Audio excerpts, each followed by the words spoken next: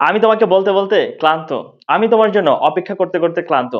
আমরা কিন্তু প্রতিদিনই এই ধরনের বাক্যগুলো ব্যবহার করে থাকি, বলে থাকি। তো আজকে আমরা ইংরেজিতে বলা শিখবো। কেউ কোনো কিছু করতে করতে ক্লান্ত, বিরক্ত, বারবার একই কাজ করছে, আর করতে ইচ্ছে করছে না, বিরক্ত হয়ে গেছে, ক্লান্ত হয়ে গেছে, আর করতে ইচ্ছে করছে না, এই ধরনের কথাবার্তাগুলো ইংরেজিতে বলার জন্য আমরা ব্যবহার করব টায়ার্ড অফ। কি ব্যবহার করব? Tired of.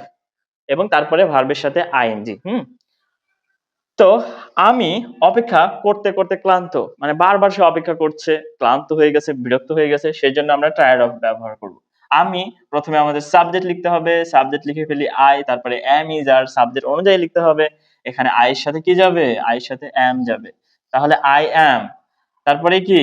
তারপরে tired of, T I R E D, tired of. ঠিক আছে? টায়ার্ড অফ কি? টায়ার্ড অফ এর পরে ভার্বের সাথে আইএনজি যুক্ত করতে হবে। কি করতে করতে ক্লান্ত? অপেক্ষা করতে করতে ক্লান্ত। এখানে অপেক্ষাটা হচ্ছে ভার্ব।